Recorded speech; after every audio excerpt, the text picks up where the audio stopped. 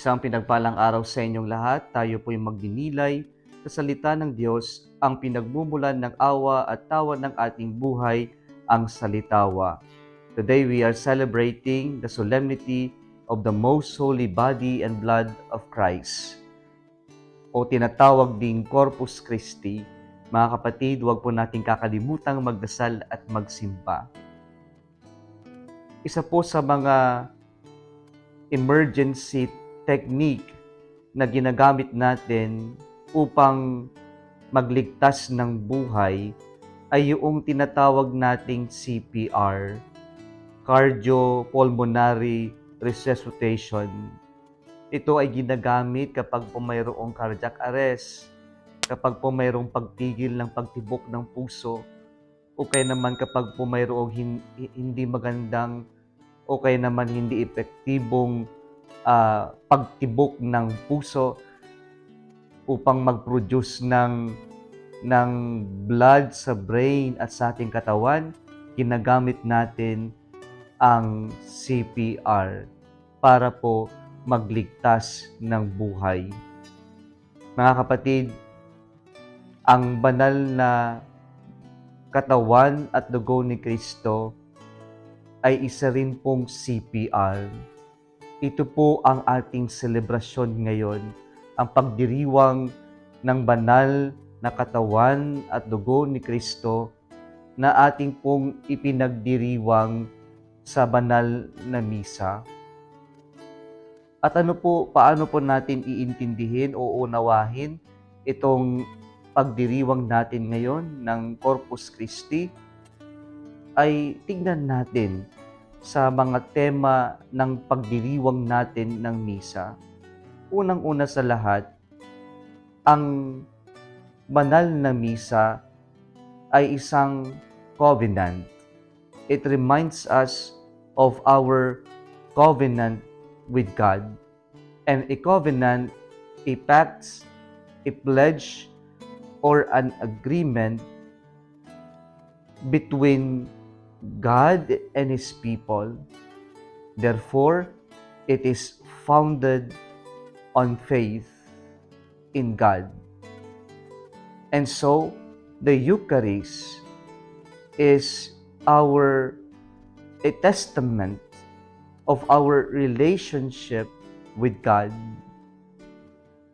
Sa lumang tipan, gumawa po ng ilang beses ang Diyos sa kanyang tao ng covenant.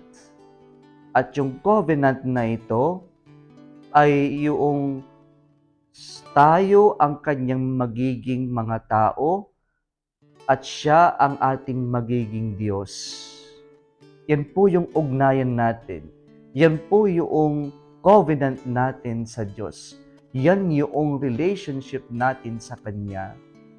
At yung relationship na ito ay kanilang inaalala sa lumang tipan sa pagkatay ng mga hayop at pagbibisik ng dugo nito sa altar na ating narinig sa unang pagbasa. Ngunit itong pag-alala ng covenant na ito ay binago ng Diyos. Hindi na ito ngayon sa pagkatay ng hayop, sa dugo ng hayop, ngunit ito ay nabago ng dugo at pag-aalay ng buhay ng Panginoon sa krus na atin pong narinig sa ating ikalawang pagbasa ngayon. Kaya po mga kapatid, napakaganda pong unawain na ang banal na misa ay pagpapaalala o pagdiriwang natin ng ating ugnayan sa Diyos, na siya ay Diyos natin at tayo'y mga tao niya, at pagpapaalala na ang Diyos ay ating kapiling magpakailanman. Kaya po sana kapag tayo'y dumarating sa mga napakaraming pagsubok ng buhay, kapag tila tayo'y wala nang ganang lumaban sa buhay, huwag kung saan-saan o kani-kanino tayo nagpupunta, o kung kani-kanino natin idinudulong o pinagsasabi yung ating mga pinagdaraanan sa buhay. Ang pinakamaganda at pinakamabisang pagtulong sa mga panahon na tila wala na tayong ganang mambuhay o kaya naman maglakbay dito sa mundo, ay ang tanggapin ang Diyos sa banal na misa upang sa ganon magkaroon tayo ng kalakasan at ipaalala na riyan ang Diyos para sa ating lahat. Ang ating ugnayan sa Kanya upang sa ganon tayo rin po ay mapalakas sa ating pagharap sa mga hamon ng ating buhay. Pangalawa po, ang pagdiriwang natin ng banal na misa ay tungkol po sa presensya ng Diyos. The Mass is about presence. And makikita natin na itong tinapay at alak ay hindi lamang po ordinaryong tinapay at alak kapag po nandyan naganap na yung tinatawag nating transubstantiation through the power of the Holy Spirit. In the words of consecration, this bread and wine turn into the real body and blood of Christ. Kaya po, ang banal na misa ay pagtanggap natin mismo sa Diyos. Ang banal na misa ay ang pagdiriwang natin ng presensya ng Diyos. And so, in the Mass, we make present the sacrifice of Christ on the cross, which saves us all. Kaya po, ito ay tungkol sa presensya ng Diyos. At paano tayo tutugon sa presensya ng Diyos? Sa pamamagitan ng ating pagdiriwang ng misang ito, and we make sure that we are also present. Kaya sinasabi natin sa banal na misa, mayroon dapat conscious, active participation, na hindi lang ito physically we are present, but internally and more profound, we are present in what we do, in what we say, in the Holy Mass. And so, the Holy Mass is about God.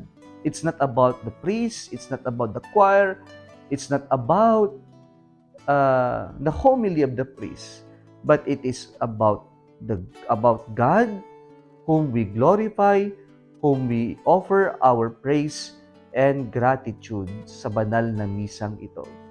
At dito sa misang ito, ibinigay ng Diyos ang kanyang sarili. At ito rin yung magandang hamon sa atin ngayon, na tayong tumatanggap sa katawan ni Kristo ay dapat mayroon ding pagbibigay. May bibigay din natin, or we will also make ourselves available for others. Nasa mga taong nangangailangan ng pagkalinga, nangangailangan ng tulong natin, tayong tumanggap ng presensya ng katawan at dugo ni Kristo, are also being sent to become present to other people, to make our presence felt by accompanying them not only in their most happy moments of their lives, but most especially in their lowest moments of their life. Let us also become that life-saving presence of Jesus to other people, to our brothers and sisters. Pangatlo po, ang banal na misa is about reconciliation. Mali po yung sinasabi nila na kapag ikaw makasalanan, huwag kang magmimisa dahil masusunog ka. But all the more that we should go to the Holy Mass and receive the body and blood of Christ. Dahil ang banal na misa ay tungkol sa pag-aayos ng relationship, ng ating ugnayan sa Diyos na sinira po ng ating pagkakasala. Kaya nga po sa banal na misa, makikita natin yung tema ng pagpapatawad, ng pag-aayos ng ating relationship. Sa umpisa pala ng misa, meron yung confiteor, we confess. At sa the Lord's Prayer, sinasabi natin doon sa ating panalangin, forgive our trespass as we forgive those who trespass against us. At bago tanggapin natin ang katawan ni Kristo, ating ipinapahayag that we are all unworthy to receive Him. But only say the word and we shall be healed. Tungkol po ito sa pag-aayos. At sana po sa ating pagtanggap ng katawan ni Kristo ay nagkakaroon ng pag-aayos ng ating ugnayan sa Diyos, ng ating relasyon sa Diyos, na nagkakaroon ng pagpapatawad. At sana po sa ating pagtanggap ng katawan ni Kristo, tayo'y binabago din. Tayo ay ginagawang mga membro ng katawan ni Kristo. We become the body of Christ because we eat the body of Christ. At bilang katawan ni Kristo, nawa sa atin ding ugnayan ay magkaroon ng pagkakaisa, ng pagpapatawad natin sa isa't isa. Yan po nawa ang maging epekto ng ating pagdiriwang ng banal na misa. Kaya po ang banal na misa ay CPR din. Ito ay nagbibigay o nagliligtas ng ating buhay, spiritual na buhay. Hindi nga lang ito yung cardiopulmonary resuscitation, but it is about covenant, it is about presence, and it's about reconciliation. Mga kapatid, kapag nagustuhan mo ang video na ito, huwag kalimutang mag-like, i-share para makatulong sa iba, at mag-subscribe sa page and YouTube channel na Salitawa. Muli isang pinagpalang araw sa inyong lahat.